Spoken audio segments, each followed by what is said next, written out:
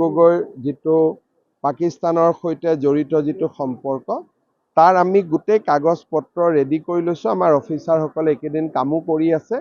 খুব সোনকালে মই আপোনালোকৰ আগত এইখিনি দি দিম। এইটো আমি জুবিনৰ ঘটনাটোৰ কাৰণে ৰখি দিবলগীয়া হ'ল। গতিকে জানুৱাৰী মাহ পাৰ হৈ ফেব্ৰুৱাৰী নাপায়, জানুৱাৰীতে এইটো বিষয় আপোনালোকক আমি ক'ব পাৰিম।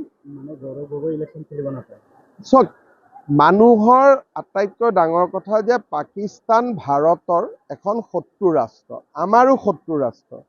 ইলেকশ্যন খেলা নেখেলাতকৈও যে পাকিস্তানৰ লগত সম্পৰ্ক থকাটো উচিত নে অনুচিত, এই গোটেই কথাবিলাক অসমৰ ৰাইজে বিচাৰ কৰিব। আপোনালোকে চাওক, আজিৰ পৰা 4 মাহ আগতে গৌৰৱ গগৈয়ে স্বীকাৰ কৰিলে যে মোৰ 2টা ল'ৰা ব্ৰিটিছ। আজিলৈকেতো ভাৰতীয় নকৰিলে। ঠিক আছে, ভুলতে কোনোবা ক'লে ক'ভিডৰ সময়ত লৈ ল'লে, কিবাৰ সময়ত লৈ ল'লে, যি ক'লে আমি এইবোৰ এৰি দিলোঁ। কিন্তু আজি 4 মাহ তেওঁ যদি ধৰি ল'লোঁ তেওঁ অসমৰ মুখ্যমন্ত্ৰী হ'ব খোজে, তাৰমানে মুখ্যমন্ত্ৰীগৰাকীৰ ঘৈণীয়েকো ভাৰতীয় নহয়, ল'ৰা ছোৱালী দুটাও ভাৰতীয় নহয়। অফিচাৰসকলে কি সাহসত গৈ ঘৰত কথা পাতিব যে 4জন মানুহ 3জনে বিদেশী? গতিকে এই কথাবিলাক অসমৰ মানুহে জানে, বুজে, শুনে।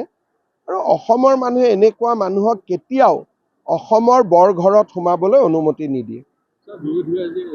গগৈৰ যিটো পাকিস্তানৰ সৈতে জড়িত যিটো সম্পৰ্ক তাৰ আমি গোটেই কাগজ পত্ৰ ৰেডি কৰি লৈছোঁ। আমাৰ অফিচাৰসকলে এইকেইদিন কামো কৰি আছে। খুব সোনকালে মই আপোনালোকৰ আগত এইখিনি দি দিম। এইটো আমি জুবিনৰ ঘটনাটোৰ কাৰণে ৰখি দিবলগীয়া হ'ল। গতিকে জানুৱাৰী মাহ পাৰ হৈ ফেব্ৰুৱাৰী নাপায়, জানুৱাৰীতে এইটো বিষয় আপোনালোকক আমি ক'ব পাৰিম। চক মানুহৰ আটাইতকৈ ডাঙৰ কথা যে পাকিস্তান ভাৰতৰ এখন শত্ৰু ৰাষ্ট্ৰ, আমাৰো শত্ৰু ৰাষ্ট্ৰ। ইলেকশ্যন খেলা নেখেলাতকৈও যে পাকিস্তানৰ লগত সম্পৰ্ক থকাটো উচিত নে অনুচিত, এই গোটেই কথাবিলাক অসমৰ ৰাইজে বিচাৰ কৰিব।